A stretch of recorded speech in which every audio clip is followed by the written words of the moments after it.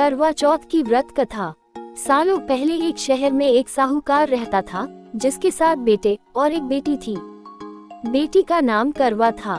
साहूकार ने अपने बच्चों का पालन पोषण काफी शाही तरीके से किया था।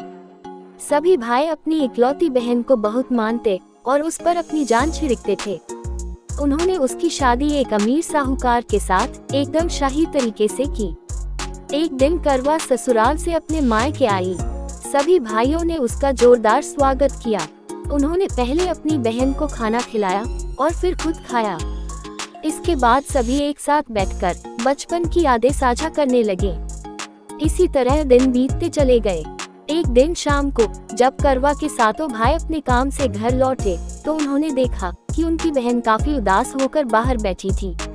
अपनी बहन करवा को उदास देखकर सभी भाई चिंतित हो गए। वो तुरंत उसके पास गए और उदासी का कारण पूछने लगे। इस पर करवा ने बताया कि उसने अपने पति के लिए करवा चौथ का उपवास रखा है और चांद के इंतजार में सुबह से ही भूखी प्यासी है। जैसे ही चांद निकलेगा, वो उसे देखकर अपना उपवास तोड़ेगी। ये सुनकर भाइयों का भी मन उदास हो गया। वो सभी करवा के इस कष्ट को नहीं देख पाए, खासकर उसका सबसे छोटा भाई, जिसे करवा से सबसे अधिक स्नेह था। बहन को भूखा प्यासा देखकर सभी भाई कुछ ऐसा उपाय सोचने लगे जिससे वो अपनी बहन का कष्ट दूर कर सके। तभी उन्हें एक तरकीब सूझी। सभी भाई तुरंत एक पीपल के बड़े से पेड़ के पास पहुँचे। उनमें से सबसे छोटा भाई एक जलता हुआ दीपक लेकर उस पेड़ पर चढ़ गया और उसे एक छलनी में रखकर वहीं छोड़ दिया। इसके बाद पूरे गांव में हल्ला हो गया कि चांद निकल आया। करवा भी उस जलते दीपक को चांद समझ बैठी और जल्दी से पूजा पूरी कर अपना उपवास खत्म करने के लिए बैठ गई। जैसे ही उसने खाने का पहला निवाला उठाया, उसकी नजर भोजन में पड़े बाल पर पड़ी। उसने तुरंत उस निवाले को अपने प्लेट से निकालकर दूसरी तरफ रख दिया। इसके बाद उसने दूसरा निवाला अपने मुंह में डाला। तभी उसके दांतों में एक कंकड़ा फंसा। उसने झटपट उस निवाले को भी प्लेट से हटा दिया।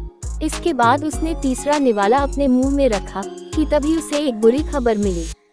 करवा को पता चला कि उसके पति की मृत्यु हो गई। ये सुनते ही करवा पूरी तरह से टूट गई और जोर जोर से रोने लगी। कुछ समय बीतने के बाद उसे अपने पति की मृत्यु की सच्चाई का पता चला। उसे जानकारी मिली कि उसके भाइयों के कारण उसने दीपक को चांद समझ लिया था और अपना उपवास खत्म किया था। इस वजह से देवता नाराज हो गए और उसके पति को मृत्यु दंड की सजा सुनाई। सच्चाई का पता चलने के बाद करवा ने अपने पति का अंतिम संस्कार नहीं करने का प्रण लिया। देखते देखते 1 साल बीत गए। करवा अपने पति के मृत शरीर के पास ही बैठी रही। वो रोजाना अपने पति के शव को साफ करती और वहां उगने वाली घासों को भी हटाती रहती थी। 1 साल के बाद फिर से करवा चौथ का पर्व आया। हमेशा की तरह सभी महिलाएं इस व्रत को करने के लिए एक साथ जुटी। इसमें उसकी सातों भाभी भी थीं। शाम के समय पूजा समाप्त करने के बाद जब करवा की सभी भाभी उसके पास पहुंची, तो उन्होंने करवा को आशीर्वाद मांगने को कहा। इस पर करवा ने सभी से एक एक करके अपने पति को जीवित करने का वरदान मांगा। करवा की यह मांग उसकी भाभी पूरी नहीं कर सकती थी। उन्होंने करवा को समझाया भी, लेकिन वह नहीं मानी। फिर उसकी एक भाभी ने बताया कि उसके छोटे भाई की वजह से ही ऐसा हुआ है, तो उसकी छोटी भाभी ही इस स्थिति को ठीक कर सकती है। ये सुनकर करवा अपनी छोटी भाभी के पास गई और उनके पैर पकड़कर अपने पति को जीवित करने का आशीर्वाद मांगने लगी।